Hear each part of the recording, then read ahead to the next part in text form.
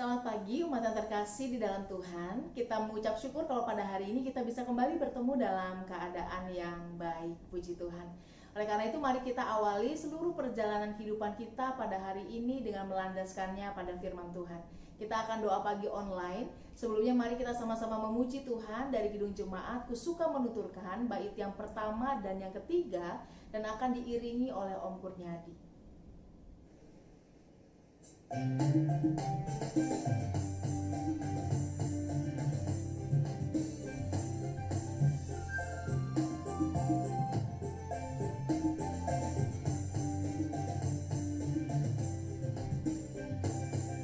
Kusuka menuturkan cerita mulia.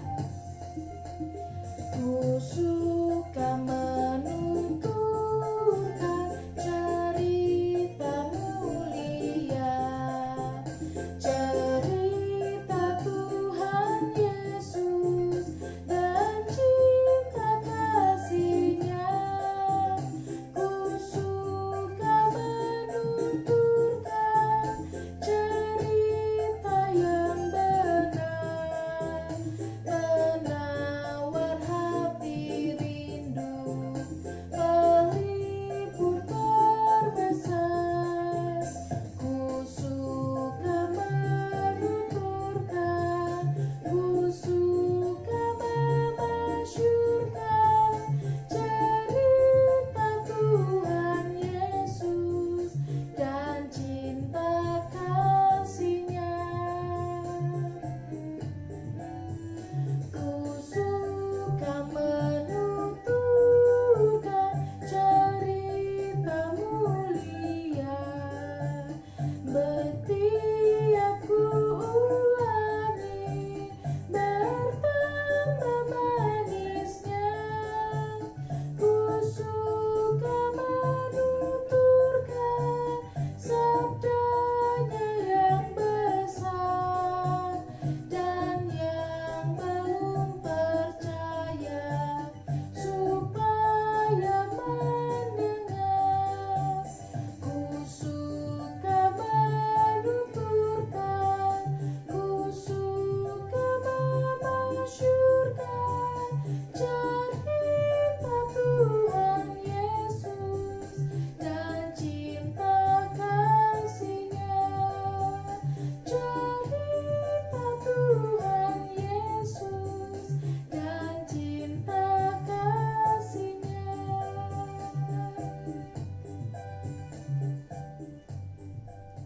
Kini mari kita sama-sama bersatu di dalam doa. Ya Tuhan, kami mengucap syukur untuk pagi kesempatan yang Tuhan karuniakan.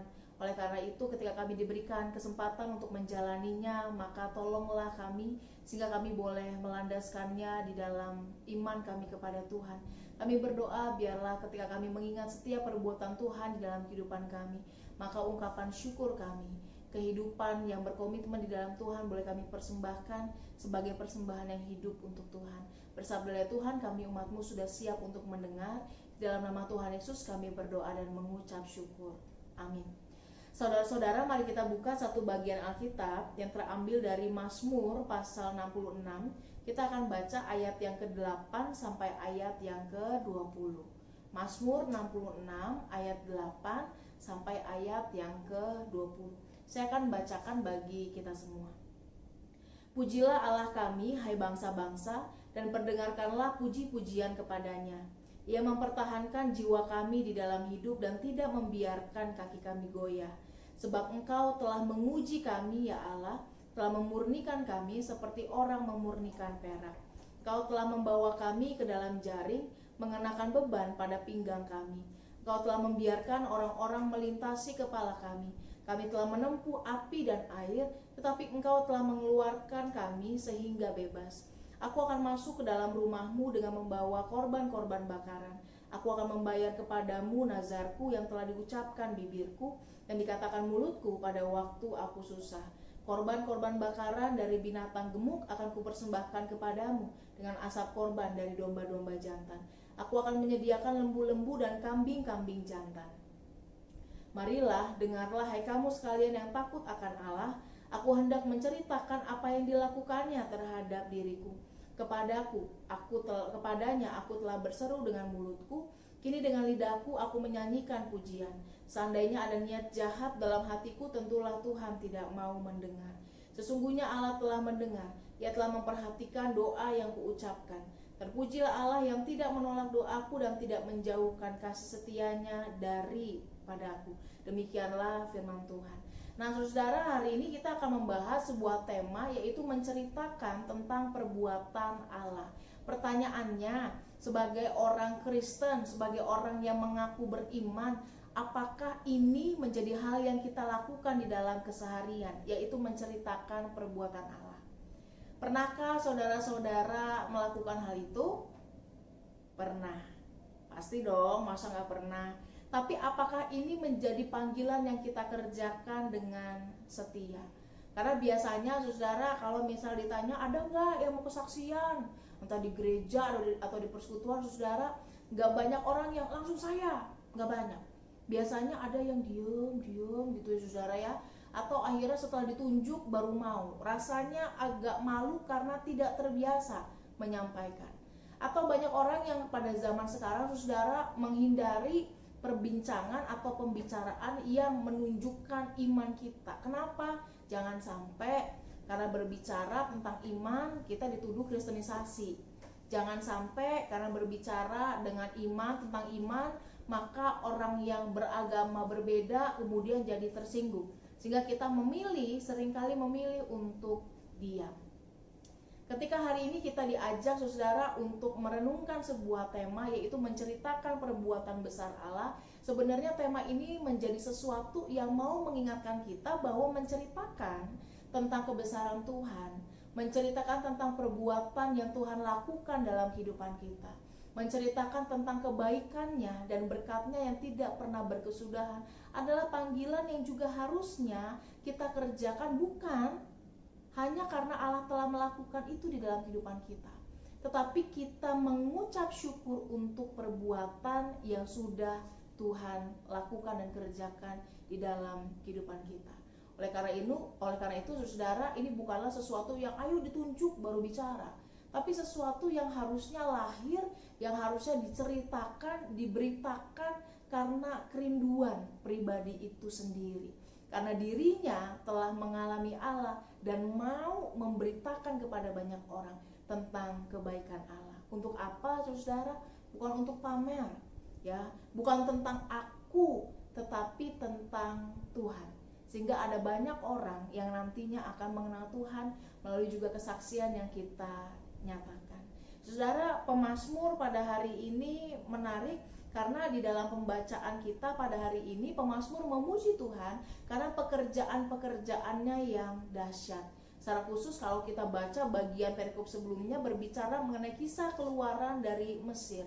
Bagi pemazmur, kesulitan-kesulitan yang dialami itu menjadi cara Tuhan untuk memurnikan mereka.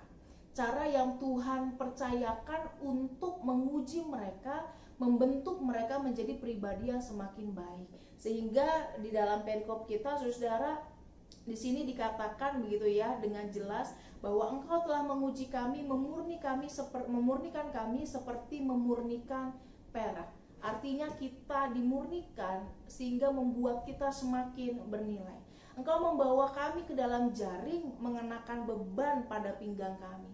Artinya dalam pengalaman-pengalaman itu Tuhan memang sengaja melatih kita. Engkau telah membiarkan orang-orang melintasi kepala kami, yang membuat kami menempuh air dan api. Tetapi Engkau juga yang telah mengeluarkan kami sehingga kami bebas. Artinya dalam setiap perjalanan kehidupan yang kita alami, ketika Tuhan mempercayakan hal-hal berat, maka sebenarnya di balik itu ada proses pembentukan dan pemurnian yang Tuhan percayakan. Tetapi Tuhan yang sama, yang juga mengizinkan itu terjadi adalah Tuhan yang juga akan menolong dan mengeluarkan kita. Tuhan yang akan memimpin kita sehingga bisa melalui segala sesuatunya dengan baik. Oleh karena itu saudara, itulah penyertaan Tuhan yang kita rasakan. Jadi kalau kita meminta sesuatu kepada Tuhan saudara, daripada kita mengatakan Tuhan kalau memang Engkau ada, tolong lakukan ini, itu bukti penyertaanmu. Lebih baik saudara kita melihat apa yang sudah Tuhan kerjakan di dalam kehidupan kita, bahkan sebelum kita memintanya. Pasti ada banyak kebaikan Tuhan yang juga kita rasakan. Pemazmur merasa bahwa terlalu banyak, terlalu besar kebaikan Tuhan. Bahkan sampai kita hidup sampai sejauh ini, kalau bukan karena Tuhan, karena siapa saudara? Oleh karena itu, nyanyian pujian pemazmur ini mengantar kita pada sebuah penghayatan bahwa kita diajak untuk menceritakan perbuatan Tuhan, betapa Allah itu adalah Allah yang baik dan tidak pernah berkesudahan di dalam menyertai umatnya. Jalan kita memang tidak selalu mulus, jalan kita kadang berkelok, kadang menemui jalan yang berbatu, tetapi juga kadang mungkin kita dipercayakan untuk sedikit celaka saudara, tapi toh kita tidak pernah ditinggalkan oleh Tuhan. Penyertaan dan kebaikan itulah yang harusnya kita rayakan dan kita ceritakan kepada orang yang lain. Jadi daripada mengeluh terus saudara, nggak ada faedahnya, kayaknya hidup tuh berat banget. Lebih baik kita menceritakan kebaikan Tuhan sehingga orang-orang lain yang sedang bergumul juga boleh melihat diri kita, melihat bagaimana kita dikuatkan, dan mereka memiliki pengharapan bahwa dia aja disertai, masa saya nggak disertai, gitu ya. Bahwa dia aja Tuhan tuntun, artinya saya juga bisa belajar. Bahwa dia aja dalam peristiwa yang sulit berusaha sabar, artinya saya juga bisa sabar. Kesaksian-kesaksian itu tidak hanya akan memuji Tuhan, tetapi juga menguatkan orang-orang yang mungkin berada dalam keadaan yang sama dan sedang butuh penguatan. Biarlah apa yang kita sampaikan, apa yang kita ceritakan, boleh kita ceritakan di dalam ungkapan syukur kepada Tuhan. Jadi gak perlu takut untuk bercerita tentang Tuhan. Kenapa mesti takut? Orang kita menceritakan tentang yang punya kehidupan kok, Tuhan yang memimpin hidup kita. Kiranya kita semua ditolong untuk bisa menjadi saksi-saksi yang memuliakan Tuhan. Amin. Mari kita bersatu dalam doa. Ya Tuhan, kami merasakan betul ada banyak penyertaan Tuhan yang Tuhan hadirkan di dalam kehidupan kami. Kami sadar kami ada saat ini, kami sadar bahwa kami bisa sampai sejauh ini, itu semua karena kebaikan dan penyertaan Tuhan.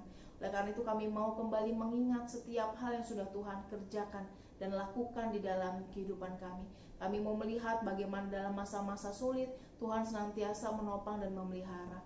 Kalaupun ke depan kami diperhadapkan pada banyak ketidakpastian, kami diperhadapkan pada pergumulan, kiranya ingatan kami akan penyertaan Tuhan membuat kami diteguhkan untuk berani menghadapi masa depan yang tidak pasti bersama dengan Tuhan yang pasti. Tolong kami semua sehingga apa yang menjadi kesaksian kami ketika kami betul-betul membagikan ungkapan syukur kami atas apa yang Tuhan lakukan bisa menjadi penguatan bagi teman-teman kami yang saat ini juga sedang membutuhkan. Kami berdoa biarlah Tuhan yang senantiasa memampukan kami semua. Di dalam nama Tuhan Yesus kami berdoa dan mengucap syukur. Amin. Selamat hari Sabtu, selamat menjalani seluruh hari kita hari ini. Tuhan berkati.